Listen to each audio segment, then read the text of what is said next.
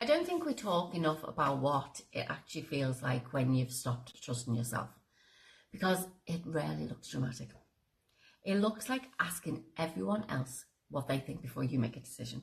It looks like overthinking text messages, changing your mind 5 times, and possibly researching things endlessly because you're basically terrified of getting it wrong. It looks like knowing exactly what you want to do and still not doing it. And for me, there was a year where I realised that I'd completely stopped trusting myself. I didn't recognise it at the time. I just thought I needed more certainty, more information, more reassurance. But underneath all of that, I think I'd lost the belief that I could handle the consequences of my own decisions. And that's what I want to talk to you about today. Because if you've stopped trusting yourself, I don't actually think it's because you're weak. I think something happened that taught you that your own voice wasn't safe to listen to. There was a period of my life where every decision felt huge, even the small things. So it was like, should I say yes? Should I say no? Should I leave? Should I stay? Should I post this or should I launch this? Should I speak up? And I was constantly scanning outside of myself for answers. And this is because somewhere along the line, I'd learned that other people knew better than I did. And maybe you know what that feels like too. Maybe you grew up being told that you were too sensitive, you were too emotional, you were too dramatic. Maybe your needs were dismissed. Maybe your instincts were questioned. Maybe every mistake became proof that you couldn't trust yourself. Eventually, you stop asking, what do I want? And you start asking, what will keep everyone else comfortable? That's not self-trust. That's survival. I think we often misunderstand self-trust. We think it means, I always know the right answer. But it doesn't. Self-trust is the belief that whatever happens, I can handle it. That's it. So it's not certainty, it's capacity. It's not about making perfect decisions. It's about knowing that you can repair, recover, learn, adjust, and move forward.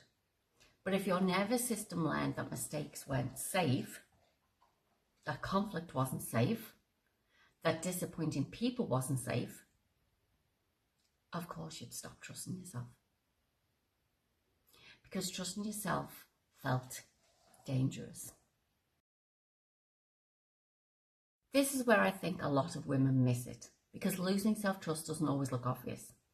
It can look like constantly asking for reassurance, over-researching before making a decision, staying in relationships that don't fit anymore, ignoring intuition because logic feels better, people pleasing, waiting for permission, second-guessing yourself after every conversation, believing everyone else has something that you don't. And the exhausting part, the more you override yourself, the quieter your own voice becomes. Here's the truth. Self-trust isn't rebuilt through affirmations, it's rebuilt through evidence.